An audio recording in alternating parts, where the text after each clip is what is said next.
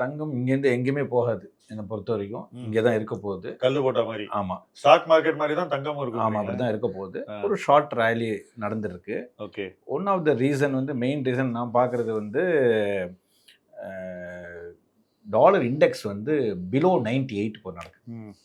அது வந்து ஒரு சிக்னிஃபிகண்ட்டான ஒரு சேஞ்ச். DXY அப்படின்னு சொல்லக்கூடிய. ஆமாம், எஸ். அது வந்து இவ்வளோ நாளாக நம்ம வந்து இந்த வாரும் போதெல்லாம் வந்து 100 போகும்போது ஆட்டோமேட்டிக்கலி இது $100 இறங்கிட்டே இருந்தது. இப்போ அது ரிவர்ஸ் ட்ரெண்ட் எடுத்திருக்கு பிகாஸ் ஆஃப் இந்த ரீசன். அது தவிர வந்து சைனா வந்து கண்டினியூஸ் பையிங், அது வந்து ஒரு ஃபேக்டர். மற்றபடி ரஷ்யாவோ போலண்டோ டர்க்கீஸ் இவங்க எல்லாமே வந்து தேர் ஆல் செல்லிங். இது வந்து இது வரைக்கும் இல்லாத அளவுக்கு அவங்க வந்து they're all very big in trouble. So அவங்களுடைய பட்ஜெட் பற்றாக்குறை or whatever it is அந்த ரீசன்னால they are selling gold. So இது ஒரு சைட்வேஸ் மூவ்மெண்ட்டாக தான் நான் பார்க்குறேன்.